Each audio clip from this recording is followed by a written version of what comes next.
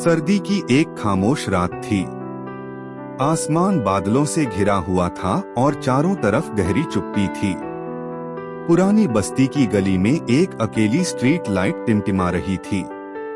चारों तरफ सन्नाटा था, लेकिन उस सन्नाटे में भी एक दिल की पुकार गूंज रही थी। उस गली के आखिर में एक छोटी सी मस्जिद थी। वहीं एक नौजवान जायद वुजू करके सिजदे में गिरा पड़ा था। उसकी आंखों से आंसू रुक ही नहीं रहे थे। होठों पर बस यही दुआ थी, या अल्लाह, अगर तू है तो आज मेरी फरियाद सुन ले। मैं टूट गया हूँ या रब। जायद का दिल हमेशा सवालों से भरा रहता था। उसने कई बार अपनी अम्मी से पूछा था, अगर अल्लाह सब देखता है तो फिर इतना जुल्म क्यों होता है? अच्छे लोग क्यों रोते हैं और गुनहगार चैन से क्यों जीते हैं? लेकिन अम्मी हमेशा कहती थी, बेटा, अल्लाह सब देखता है। देर हो सकती है, अंधेर नहीं। जायद पढ़ाई में अच्छा था, मेहनती था, लेकिन किस्मत ने जैसे उसकी पीठ मोड़ ली थी। पहले अब्बू की मौत, फिर दुकान में घाटा, और अब उसकी छोटी बहन अमीना को एक खतरनाक बीमारी ने घेर लिया था। डॉक्टर ने कहा, इलाज मुमकिन है, लेकिन बहुत महंगा है। घर में जमा पूंजी कुछ नहीं बची थी। जायद ने हर तरफ कोशिश की, रिश्तेदारों से मदद मांगी, दोस्तों से उधार लिया, लेकिन कुछ हासिल न हुआ। आखिर में वो टूट गया। उसी रात वो मस्जिद चला गया, जहां कभी वो सिर्फ जुमा की नमाज के लिए जाता था। उसने वुजू किया, सिर झुकाया और लंबे सजदे में चला गया। उसकी आंखों से गिरते आंसू उस सिजदे को गवाही दे रहे थे कि वो सजदा सिर्फ रिवायत नहीं था, एक दर्द-भरी पुकार थी।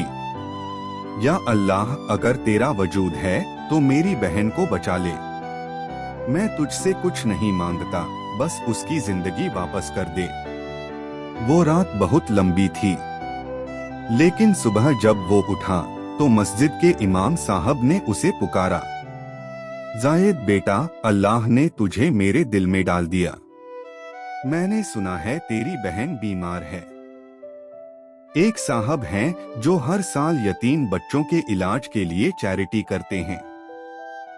आज ही वो शहर में आए हैं। चल, मैं तुझे लेकर चलता हूँ। जायद को यकीन नहीं हुआ, लेकिन इमाम साहब उसे लेकर गए और वाकई उन साहब ने अमीना के इलाज का पूरा जिम्मा उठा लिया।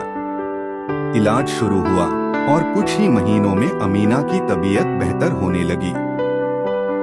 जायद अब हर नमाज में सजदे में देर तक रुकता। अब वो सिर्फ मांगता नहीं था, शुक्र करता था। उसने अल्लाह को सिर्फ किताबों में नहीं, अपनी बहन की सांसों में महसूस किया। धीरे धीरे उसकी जिंदगी बदलने लगी। उसने मस्जिद में बच्चों को पढ़ाना शुरू किया, मोहल्ले के बुजुर्गों की मदद करने लगा, गरीबों के लिए राशन बांटता, बीमारों के लिए दवाइयाँ जुटाता। एक दिन शहर में जबरदस्त बारिश हुई। कई घर गिर गए, लोग सड़कों पर आ गए। जायद ने पूरी रात बचाव कार्य में गुजारी। किसी बच्चे को गोद में उठाया, किसी को कंबल दिया, किसी के लिए खाना पकाया। उस रात जब वो थककर मस्जिद के हौज के पास बैठा तो उसे लगा जैसे कोई रोशनी उसके दिल में उतर रही हो। एक नूर सा था जो बाहर नहीं, अंदर था। उसे लगा जैसे कोई कह रहा हो, तेरा एक सजदा तुझे राह दिखा गया जायद। तेरा रब सुनता है जब तू सच्चे दिल से पुकारता है। सिजदा सिर्फ झुकना नहीं होता, वो खुदा के सामने अपनी सारी तकलीफें रख देना होता है। और जब तू सच्चा होता है तो खुदा तेरे करीब होता है।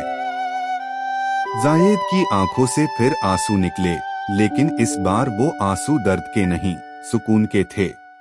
अब जायद का नाम किसी अखबार में नहीं छपता, कोई बड़ा तमगा नहीं मिला, लेकिन मोहल्ले का हर बच्चा उसे भाई कहता है, हर बुजुर्ग उसे बेटा कहता है, और हर नमाज के बाद कोई न कोई उसके लिए दुआ करता है।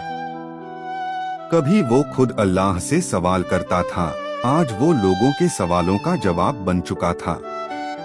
वो कहता था, अगर अल्लाह है तो क्यों दुख देता है? अब वो कहता है, दुख में ही तो तेरा रब सबसे करीब होता है। अल्लाह ने उसकी फरियाद सुनी, लेकिन बदले में उसे सिर्फ बहन की जिंदगी नहीं, एक नया मकसद दे दिया। आज भी मस्जिद के कोने में जब कोई अकेला सिजदे में रोता है तो कहते हैं, हवा में एक रोशनी सी लहराती है, जैसे जायद की कहानी दोहराई जा रही हो। क्योंकि एक सच्चा सजदा सिर्फ दर्द का हल नहीं होता, वो तो रूह की सफाई और दिल की राहत बन जाता है। और उसी सजदे ने एक नास्तिक दिल को वली बना दिया।